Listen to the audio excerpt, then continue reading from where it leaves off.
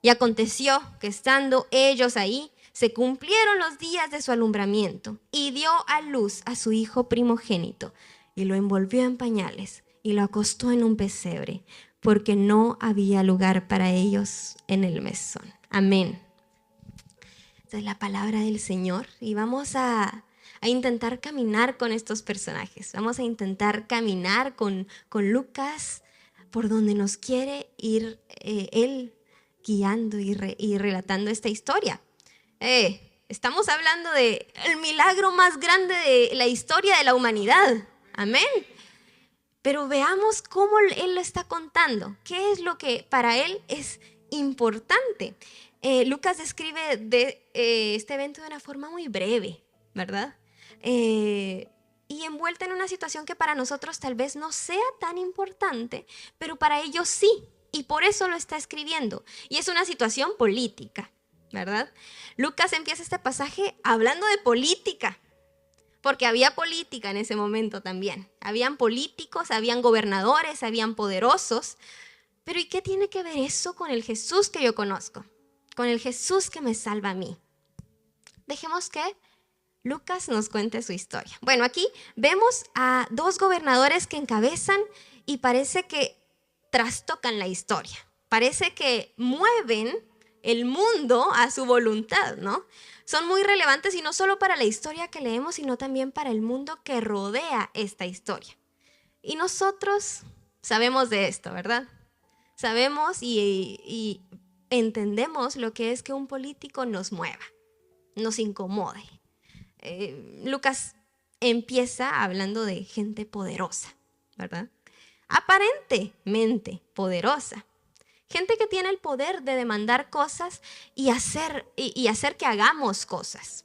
En este caso, el edicto de Augusto César fue que fuesen empadronados. Y eso hace que José y María se muevan, ¿sí? Ahora, también veamos cómo Lucas parece que es un poco exagerado aquí cuando dice que todo el mundo fuese empadronado. No se empadronó todo el mundo literalmente, ¿verdad? Pero es una manera de intentarnos decir lo grande que era esto que estaba sucediendo, este empadronamiento, la dimensión. Ahora, otra cosa, y es que creo que deberíamos entender, es que este movimiento político habla de algo que nosotros también conocemos muy bien. Esto no lo dice aquí, pero lo podemos saber a través de otras fuentes históricas, y es taxes, impuestos. Este censo no era solamente para saber cuánta gente había, era para saber cuánta gente había, cuántos animales habían, cuántos bienes habían, y ver de dónde podía seguir cobrando impuestos el gobernador, ¿sí? Los gobernadores querían saber cuántas personas habían y cómo estaban viviendo para poder seguir cobrando. Y entonces este censo no solo hace que la gente se mueva a otros lugares, sino que también se tense, ¿no? Se incomode. Cuando hay esas noticias que parece que van a seguir cobrando impuestos, van a seguir quitándonos cosas, ¿no? Hace que nos preguntemos cómo va a cambiar mi vida después de esto. ¿Qué va a pasar conmigo con lo que este gobernador acaba de decir? Nos preocupamos. Y es en ese momento de duda e inestabilidad donde empieza Jesús. Es en ese momento donde Jesús viene. Ahora, creo que entre líneas podemos leer algo que Lucas parece querernos decir con un pequeño guiño. Y es que el Señor está en control. Dios está en control aún de las decisiones políticas que parecen incómodas y cuestionables. Ahora, eso no quiere decir que nos acomodemos y que nos callemos, pero sí que aprendamos a ver y a reconocer que el Señor, Dios Todopoderoso, está por encima de esos gobernadores y puede utilizar esos momentos de incomodidad para cumplir sus promesas, para cumplir su propósito, Porque sabemos que el Señor había prometido un Mesías que saliera de Belén, ¿no? Pero ¿qué pasa? José y María estaban en otra ciudad. Ellos estaban en Nazaret, en Galilea. Y el Señor parece utilizar esta situación difícil para moverlos a Belén. Ahora, releamos estos versículos 4 y 5. Dice: José subió de Galilea, de la ciudad de Nazaret, a Judea, a la ciudad de David, que se llama Belén, por cuanto era de la casa y familia de David, para ser empadronado con María su mujer, desposada con él, la cual estaba encinta. Ahora, sin ver el pasaje, una pregunta rápida. Si yo les preguntara a ustedes cuál es la ciudad de David, ¿cuál me dirían que es? Regularmente, ¿cuál responderíamos?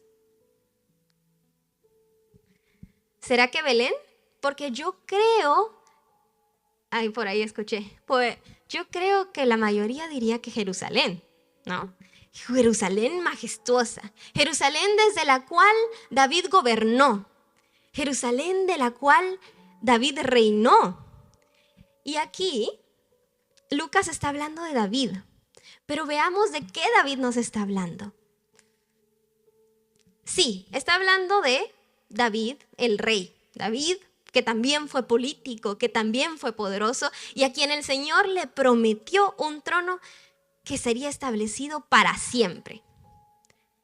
Pero luego habla de Belén, una ciudad de la cual los profetas hablaron de una manera un poco como nada que ver, ¿no? Es un pueblito en realidad, no la ciudad de Jerusalén. Pero aquí dice Belén, la ciudad de David. Y es que David no era únicamente el rey David, esa es una parte de la historia de David.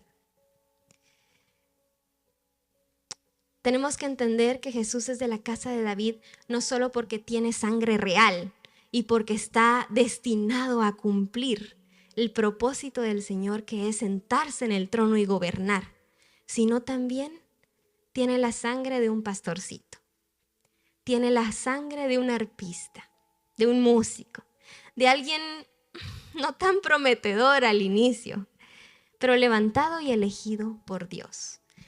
De esa ciudad es Jesús. De esa ciudad nace y sale Jesús. Unos versículos antes, si podemos revisar en el capítulo 1, Lucas ya había hablado de David, había hecho una alusión a David. Leamos en 1:32. Vamos a ver. Y dice: este será grande, anunciando la venida del Señor, del Mesías.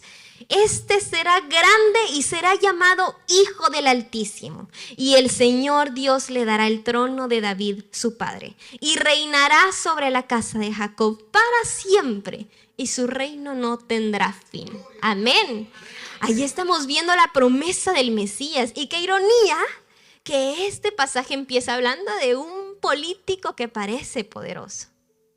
Pero el real poder, el verdadero reino que se establece y está para siempre, es el de Jesús.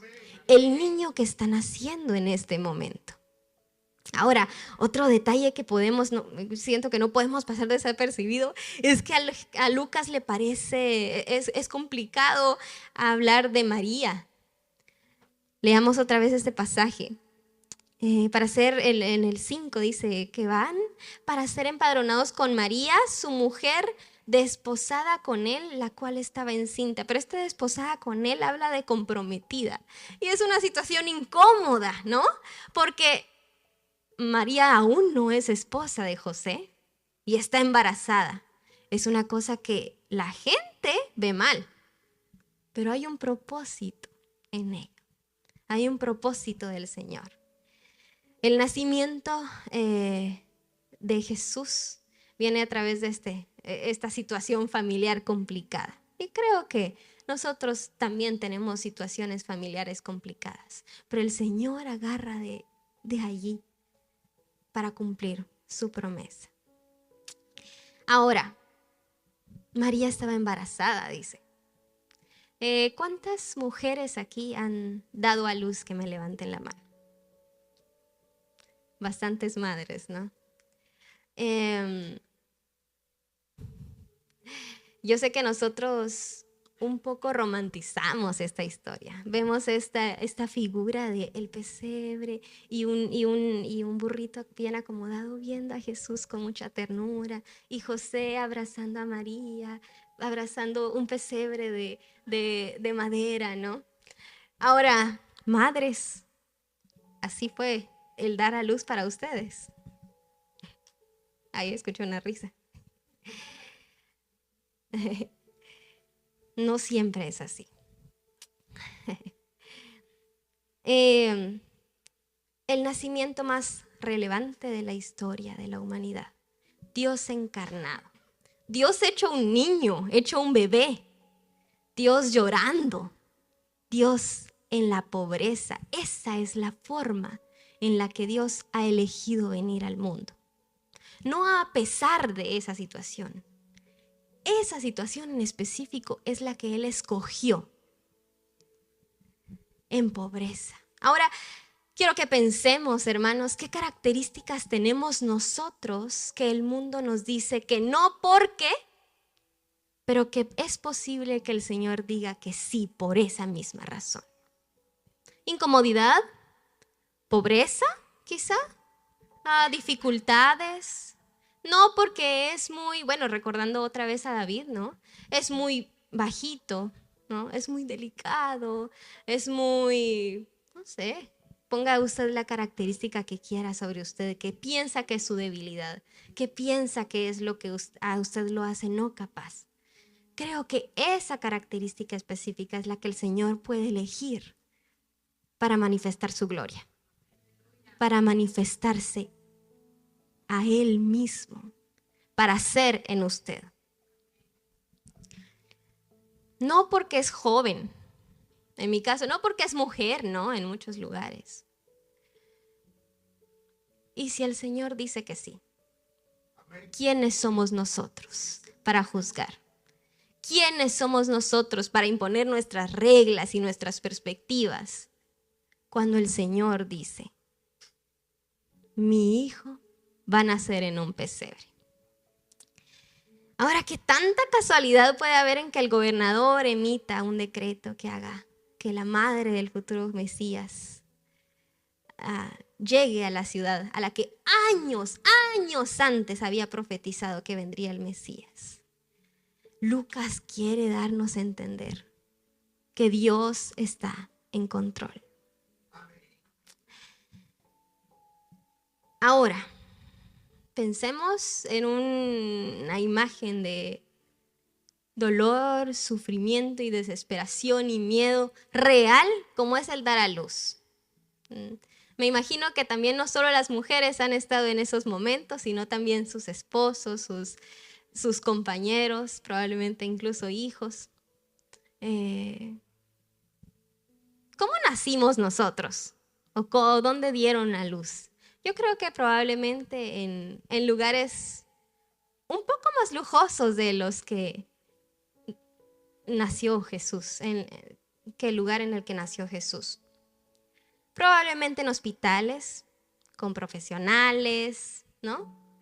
Con medicinas, con camilla, con anestesia, ¿no? O no sé. Jesús nació en un lugar mucho más precario, mucho más marginal. No estoy segura si en ese momento era el lugar adecuado para dar a luz, pero creo que el lugar más adecuado para acostar un bebé recién nacido no era un pesebre. Pero en esas limitaciones y dificultades llegó la gloria del Señor. No es a pesar de eso, en esa pequeñez, en esa suciedad, ¿no? En esas circunstancias, Dios manifiesta su gloria para con nosotros. Ahora, un pesebre de madera como lo vemos hoy, creo que hubiera sido mucho lujo para ese lugar. Las construcciones regularmente en esa época eran de piedras, más que de madera. Así que podemos imaginarnos una cosa de piedra, una construcción como un hoyo de piedra, con heno, con comida para animales, lleno de baba de animales, porque saben que cuando comen los animales no comen con cuidado, ¿no? Y allí envuelven en pañales a Jesús y lo dejan. Cuando imaginamos su gloria regularmente imaginamos el cielo, las nubes, el sol resplandeciente, pero aquí su gloria está manchada de sangre, de lágrimas, de dificultades, de sudor probablemente, de tanto camino recorrido. Ser pequeño no significa ser insignificante para el Señor. Donde el mundo veía una familia un poco disfuncional, dificultades, incomodidad, vulnerabilidad, esto solo construía el escenario perfecto, el escenario elegido para el milagro de la encarnación de Dios mismo. Ese es el mensaje que quiere darnos el Señor. Ese es el mensaje que quiere darnos Lucas. Aparentemente hay personas mucho más poderosas, mucho más ricas, pero en ese lugar humilde y pequeño está la persona que realmente tiene el poder, que realmente gobierna en esta tierra, que nos trajo salvación, paz y vida a cada uno de nosotros. Amén. Que mi vida sea el pesebre que te recibe, Señor. Que mi vida abra espacio para quien tú eres. Ahora quiero que pensemos y piensen conmigo, ¿cuáles son esos? Cierren sus ojos un momento. ¿Cuáles son esos lugares pequeños y humildes que nosotros tenemos? Mi vida, mi casa quizá, mi ministerio tal vez. Un ministerio anónimo quizá. Un ministerio que quizá no ve la demás gente. Y allí ha decidido el Señor manifestar su gloria. Y allí ha decidido el Señor encarnar, estar con nosotros. Donde el mundo ve dificultades, el Señor cumple sus promesas. Esto nos reta a entregarle nuestra vida al Señor para glorificarlo, aun cuando creemos que no somos lo suficiente para eso.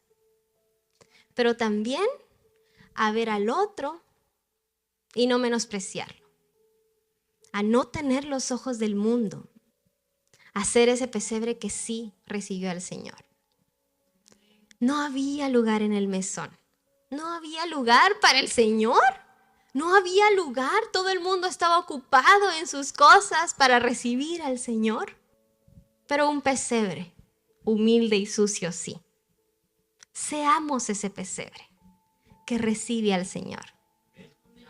Seamos ese pesebre que sí tiene espacio para Dios, que sí tiene tiempo para abrazar su vida. Nadie es demasiado pequeño para que Dios se acerque. Nadie es demasiado humilde para que el Señor se acuerde de él. Es más, tenemos muchas más oportunidades. Entre más abajo, entre más humilde. Allí está el Señor con nosotros. Allí está el Señor. Esos momentos en los que nadie nos ve, nadie nos celebra, nadie nos invita quizá. Dios hace algo que un día será evidente, porque también tenemos la promesa de que Jesús tomará el trono de David y reinará sobre toda la tierra. En esos pequeños lugares es donde se gesta la grandeza y la gloria. Amén. Antes de orar, voy a cantarles una canción. A mí me gusta cantar, así que ya vi que a ustedes un poquito también. Un poquito también.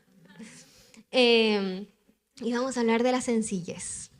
Y la sencillez a la que nos reta y nos desafía el nacimiento de Jesús.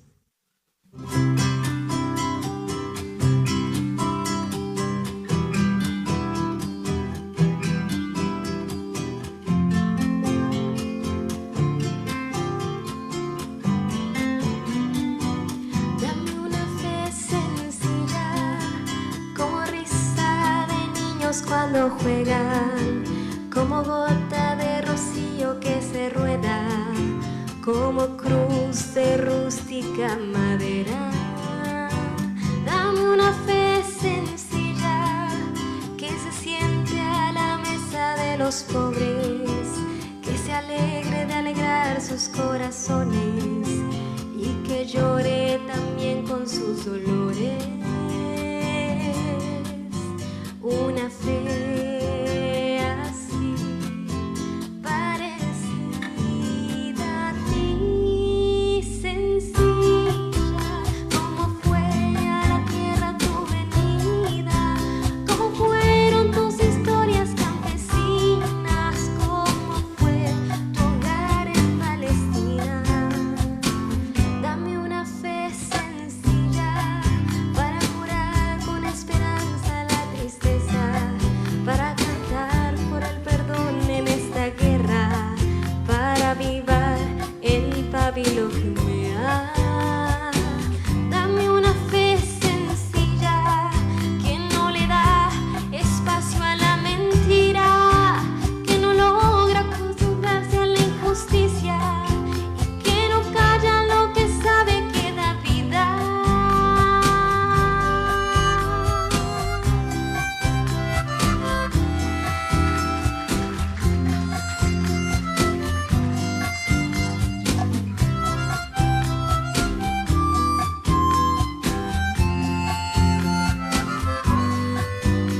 Una fe